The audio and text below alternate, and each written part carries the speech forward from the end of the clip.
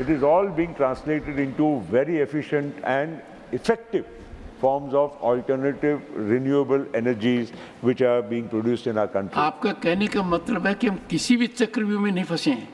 कोई चक्रव्यूह में नहीं फंसे हैं सर, बिल्कुल। मतलब चक्रव्यूह की बात है, उस पर कोई आधार नहीं है। नहीं, कोई आधार नहीं है सर। चक्रव्यूह में क्या हो गया है कि यहाँ के यशस्वी काम की वजह से वो चक्रव्यूह में फंस गए हैं और इसलिए वो चक्रव्यूह दूसरी तरफ से बताने की कोशिश की जाती है।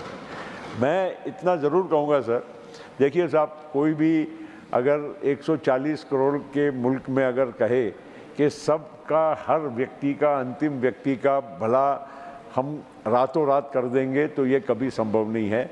और जो लोग आज इसका और जो लोग टीका करते हैं, उन लोगों ने अपने कार्यकाल में, जो लोग टीका करते हैं उन्होंने अपने कार्यकाल में कितना कुछ उपलब्ध करा के दिया हमारे देश के विकास के लिए। उन्होंने आत्मचिंतन करना चाहिए। ये टीका टिप्पणी करना और टोका टोकी करना ये बहुत आसान है।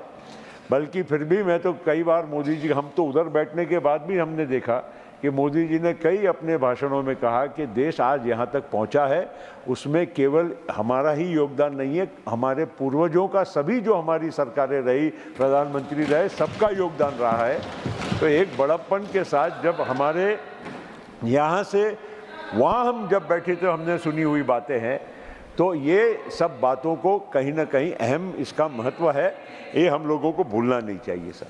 सर, मैं ज़्यादा वक्त इसलिए भी नहीं लूँगा क्योंकि वक्त मर्यादित होता है, फिर भी इधर का वक्त थोड़ा मुझे प्राप्त है, इसलिए मैं आपसे थोड़ा I am indulging a little bit sir.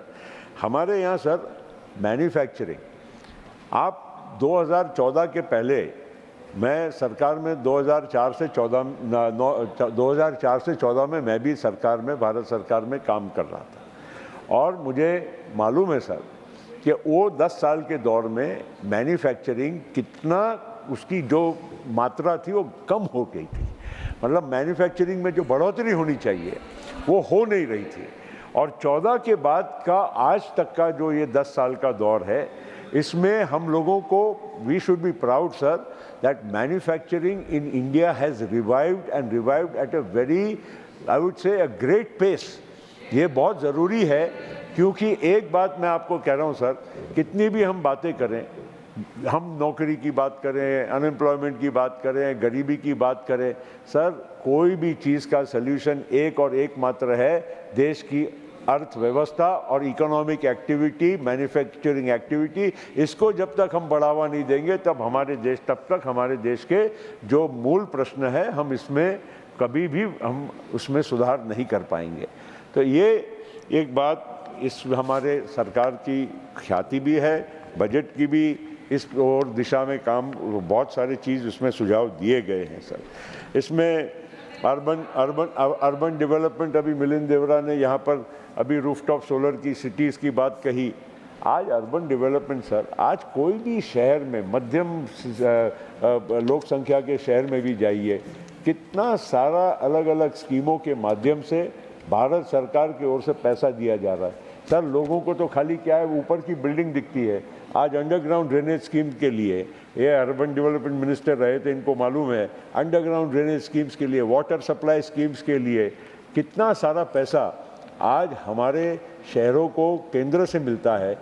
ये भी एक बहुत बड़ी उपलब्धि है सर। कोई इसका मतलब लोगों को इसका मायना नहीं रहता है, कोई अंदाज़ नहीं रहता है कि कितनी सारी चीज़ें उस बारे में हुई हैं सर।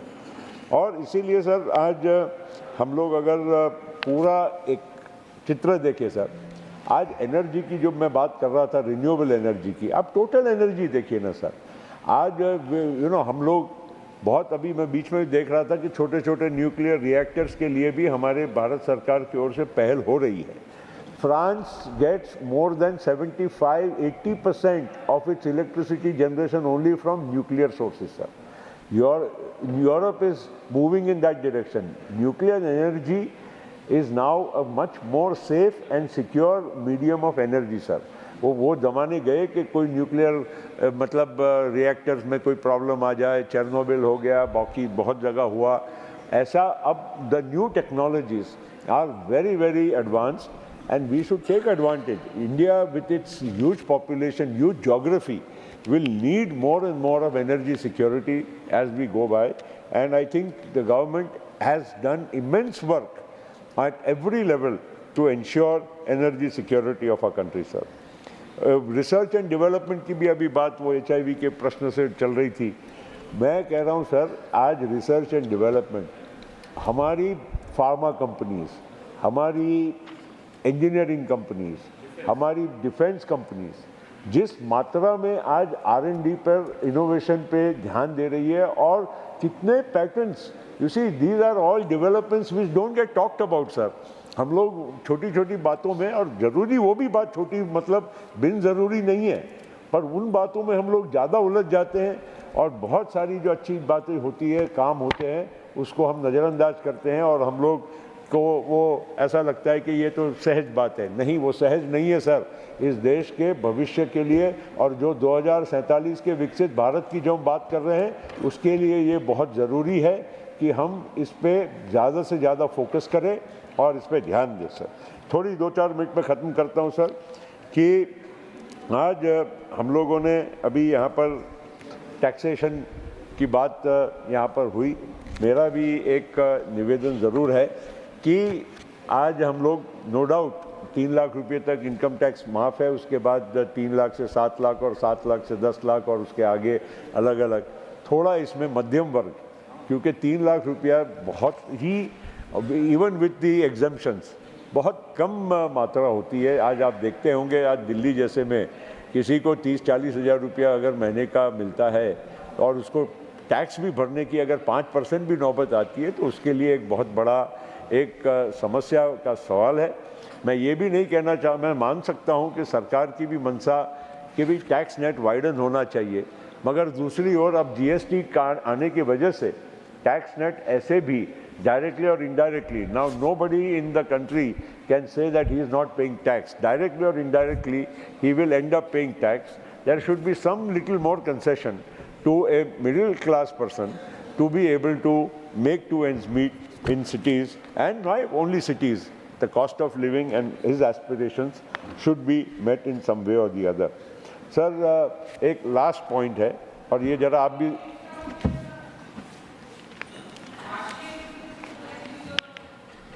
और आखिरी वक्त है. और दूसरी बात सर ऐसा है कि आज हम स्टॉक मार्केट्स की बात करते हैं. Stock markets have become a very effective means of investment for all kinds of individuals, not only the rich, but even for the middle class, and even for people who now have started looking at the stock market to make a little bit extra money. Income, fixed deposits and fixed income plans do not get them that kind of return. But also there has to be some caution, sir.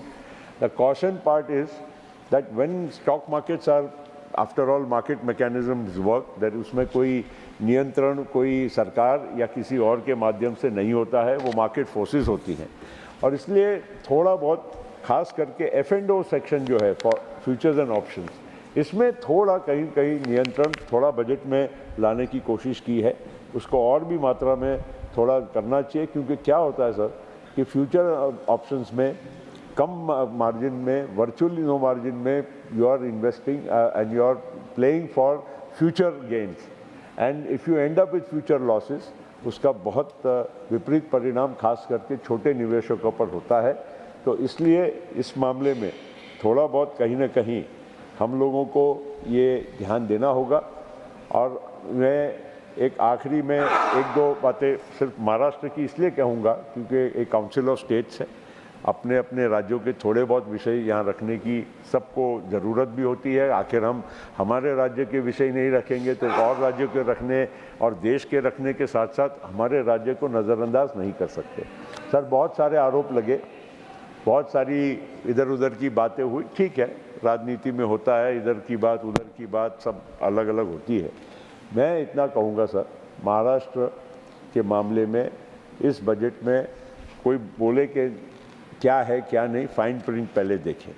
दूसरी बात sir, अभी कुछ महीनों के पहले प्रधानमंत्री जी के हस्ते 76,000 करोड़ का एक पोर्ट का वहाँ पर भूमि पूजन. वेस्टर्न कोस्ट पे इतना बड़ा पोर्ट, जो अन्य पोर्ट जो आज तक देश में है उससे कहीं बेहतर और बड़ा बनने वाला है। और केवल उतना ही नहीं, उसकी इकोसिस्टम जो बनेगी, उसके वजह से जो पेरिफेरल इंफ्रास्ट्रक्चर बनेगा, इंडस्ट्रीज आएगी। मैं आपको एक विश्वास के साथ कह सकता हूं सर कि 10 लाख से ज़्यादा वहाँ पर रोज़गार डायरेक्टली और इनडायरेक्टली वहाँ पर उपलब्ध होंगे। अगर हम किसी राज्य को, और कोई भी राज्य को, आंध्र को, बिहार को मिला, तो मैं कहूँगा कि हम एज अ भारतीय हमें तो बहुत खुशी होनी चाहिए। आंध्र रीऑर्गेनाइजेशन एक्ट जब हम सत्ता में थे तब पार्लियामेंट में पास हुआ, मैंने खुद, हम उसके साक्षीदार हैं लोकसभा में, और यहाँ भी हुआ। आंध्र रीऑर्गेनाइजेशन एक्ट उसी वजह से किया गया क्योंकि एक राज्य को दूसरे राज्य से जब अलग हुए तो जहाँ पर रिसोर्सेज था, वही हाल बिहार में था। जब झारखंड और बिहार, आपको तो मुझसे भी बेहतर मालूम है कि वहाँ के जो परिस्थितियाँ थी, और अगर उन राज्यों को इतने सालों तक किसी ने इंसाफ नहीं किया, और अगर आज नरेंद्र मोदी जी इंसाफ करने के लिए बैठे हैं, तो उसके लिए किसी को पेट में दर्द होने की ज़रूरत नहीं है, बल्कि स्वागत करना चाहिए।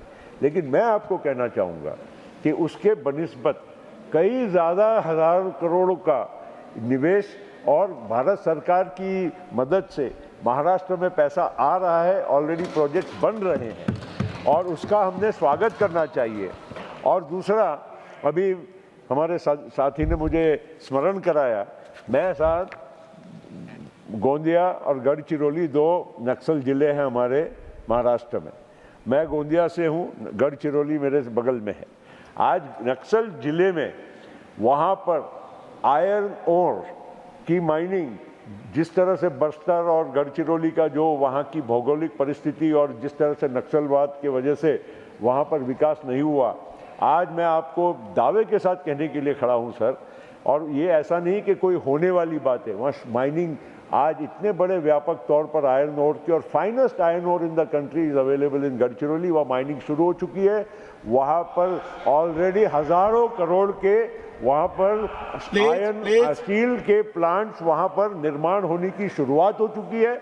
और आगे आने वाले वर्षों में महाराष्ट्र, और ख़ास करके वो गढ़चिरौली और पिछड़ा जो एरिया है, आदिवासी एरिया है, वहाँ पर सबसे ज़्यादा स्टील मैन्युफैक्चरिंग हमारे देश का वहाँ होने जा रहा है। तो ये सारी बातें कहीं ना कहीं हर तरह से खाली एक दिशा भूल करना। अंत में मैं इतना ही कहूँगा सर कि सभी को न्याय इंसाफ देने की हर बजट में जैसे कोशिश पिछले 10 साल में हुई है, इस बजट में भी पूरी तरह से उसमें ध्यान दिया गया है, और इस बजट को हम सबने स्वागत करना चाहिए। ठीक है, अपने अपने सुझाव रखिए, और क्या चाहिए उसके लिए ज़रूर बात करिए, लेकिन इसका कोई मतलब केवल विरोध के लिए विरोध करना ये योग्य नहीं है। ये बजट का मैं स्वागत करता हूं, और मैं आप सबसे भी कहूंगा कि इसका थोड़ा और अध्ययन करिए, और अपने और अच्छे और सुझाव हो तो ज़रूर दीजिए। बहुत बहुत धन्यवाद।